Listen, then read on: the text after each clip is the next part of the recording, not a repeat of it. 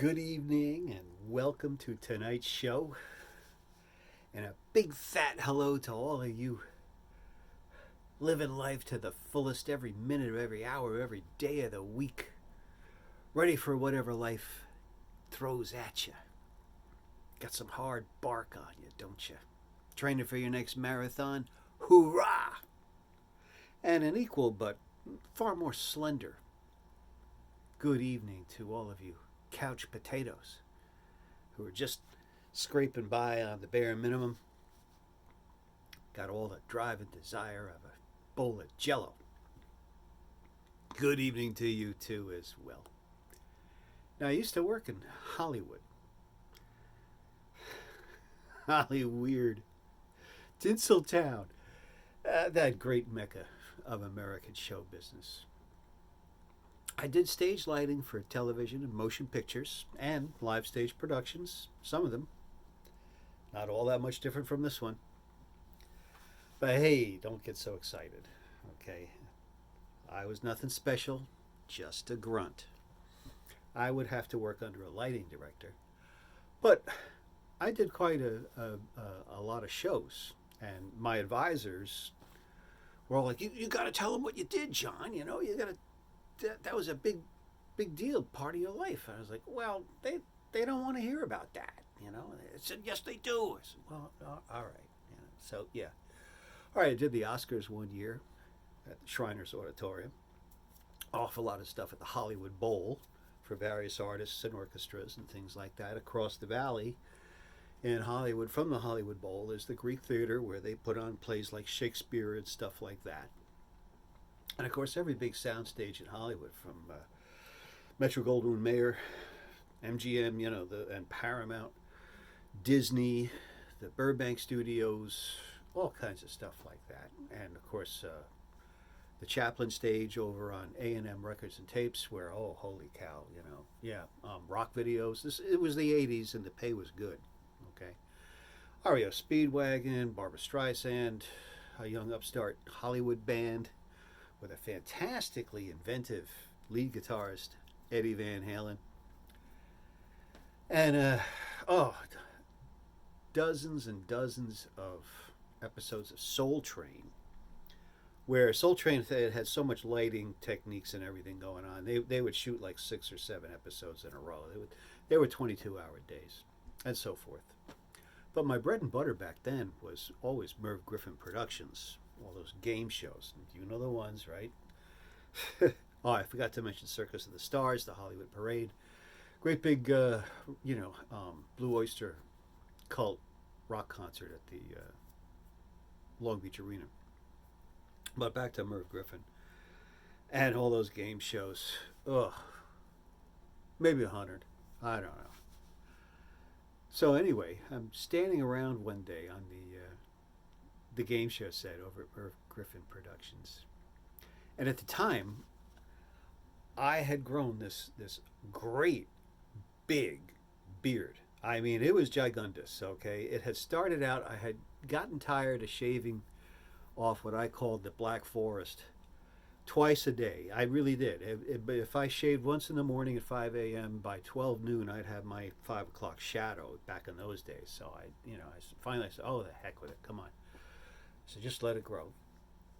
And in 6 weeks, I had it was all bristly, but it looked like one of those discs, like, you know, when the janitors have that buff machine that they push around with the handles, and it's all plugged, and it's got those little discs on it.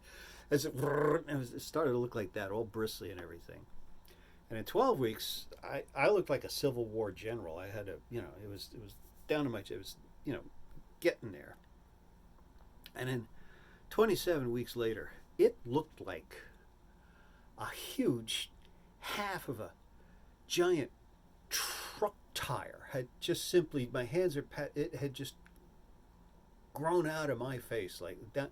I could tuck it into my belt. I looked like a cross between Yosemite Sam, that cartoon character, and freaking Moses, okay? It was gigantic with this big handlebar mustache Which now I never waxed it, but had I waxed it, you could have hung kitchen utensils on it, right? The slotted spoon over here, balance that out with the the barbecue flipper, right? Drill a hole and put a little hook on it. You hang the wooden spoon there. A couple of colanders. Now it was and I was a character. I had long hair and I working in jeans and a t. So anyway, one day I'm standing around on one of those countless Merv Griffin game show sets. And this guy comes over to me and says, "Hey, John," he says, the director wants to see you. I says, "Yeah, all right." And I wonder what the heck it could be. That job wasn't that hard. I go over there. I say, "Yeah, what is it?" He says, "Oh, John," he says. He starts reaching, he takes one of his business cards out of his pocket, starts writing on it. He says, "John, I'm not casting, but a friend of mine is.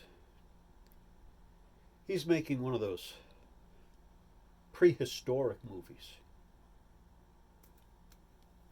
You should try out."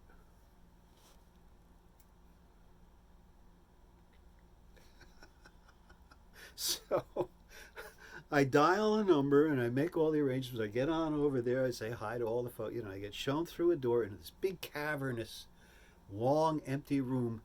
And way, way, way at the other end of the room, there sits Hair Director with his head in his hands. He's crying. He's going, "Oh no,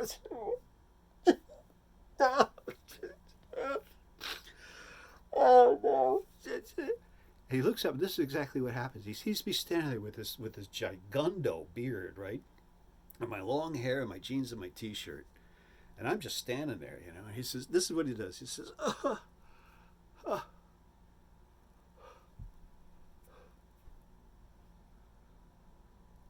"Don't say a word. Just act. You are the chieftain of prehistoric tribe. Be a caveman. Go."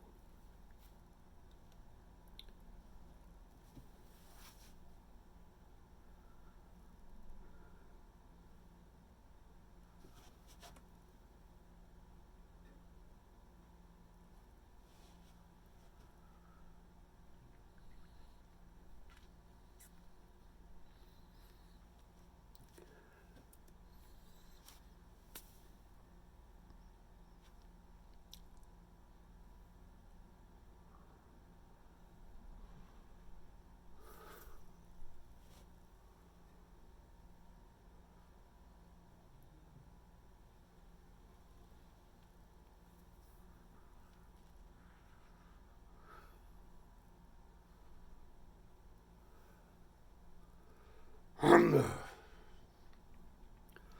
Hunger. Hunger. Mahakalui. Para Mahakalui. Mahakalui Makawe. Hunger.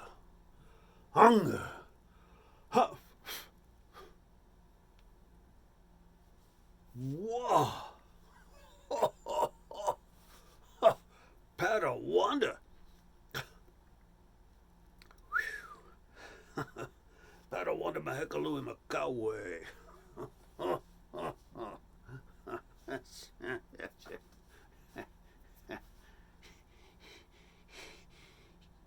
Niki, Niki.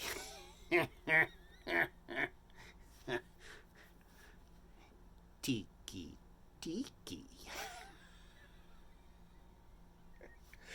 Come here. And Hair Director says, "Thank you very much."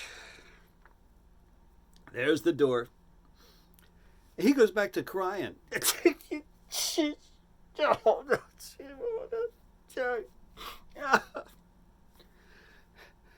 So I went back to Merv Griffin Productions, hanging lighting on pipes up in the rafters. The movie came out, a couple years later, and the guy who did the lead, obviously he was far more qualified. But even back then, I didn't want to be an actor or anything, even though I knew that eventually I'd be doing something like this one day. And yeah, eventually, too, the beard came off.